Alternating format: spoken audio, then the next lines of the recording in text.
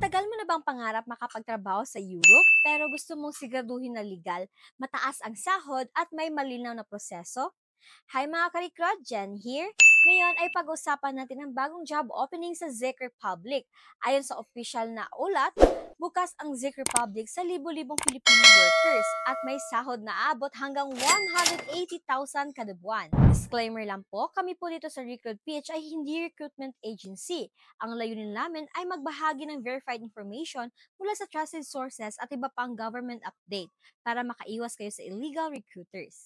Ayon sa balita mula sa ABS-CBN at Philippines News Agency or PNA, nagbukas ang Czech Republic ng mahigit 10,000 job opportunities para sa mga Pilipino. Kumakailan lamang nakipagpulong ang Czech Ambassador Karel Hidge sa Department of Migrant Workers or DMW para palakasin ang labor cooperation. Kasalukuyan na ring nagtatrabaho ang mahigit 11,000 Pinoy sa Czech Republic. Patunay na malaki ang tiwala nila sa ating mga manggagawa. Ang mga trabaho ay bukas sa iba't ibang sektor, mula sa blue-collar jobs hanggang sa highly skilled position sa IT at technical fields, salary range and benefits.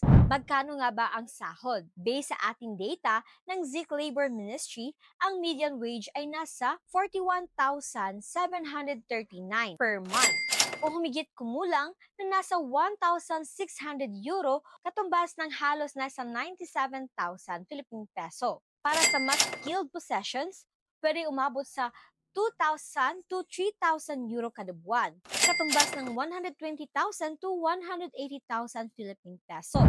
Bukod sa sahod, maraming employers sa Czech Republic ang nag-aalok ng housing or housing allowance, healthcare benefits, transportation support. Narito ang mga sektor na may mataas na demand sa Czech Republic ayon sa DMW at Czech government announcement.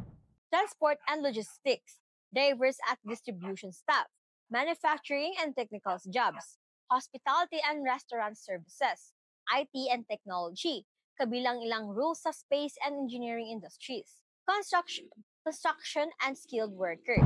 Okay, dito naman tayo sa ating application process. Employer accreditation, siguraduhin na ang employer ay accredited ng DMW.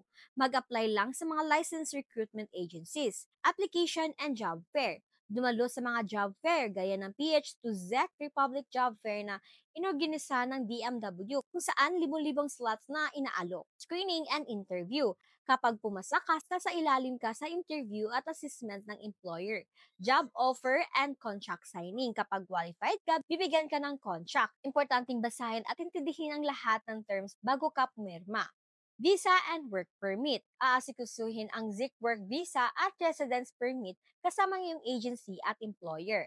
Deployment. Pagkatapos ng medical exam, visa release at kumpletong dokumento, maaari ka nang umalis papuntang Czech Republic. So guys, ayon mismo sa DMW at Czech authorities, hindi dapat lumagpas ng legal limit ang placement fee at bawal ang panghihingi ng pera gamit ang personal accounts. For fraud advisory naman, mga karikrod, mahalagang paalala, check always the DMW website, licensed recruitment agencies, para sa listahan ng mga accredited agencies. Huwag magpadala ng bayad sa personal GCash or bank accounts.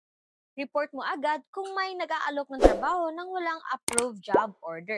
So ayun nga mga karikod, malaking oportunidad ito sa libo-libong trabaho sa Czech Republic. May sahod na mula sa 97,000 hanggang sa 180,000 kada buwan at available sa iba't ibang sektor tulad ng transport, logistics, IT, hospitality at construction. Pero gaya lagi kong sinasabi, siguraduhin na legal ang proseso at dumaan lagi sa DMW accredited agencies para safe at sure ang iyong pag-a-apply. Kung may tanong ka, i-comment mo lang sa baba at kung gusto mo pa ng ganitong job updates at guides, huwag kalimutang i-like, share, and subscribe. Maraming salamat mga karikrod and stay informed. See you in my next video.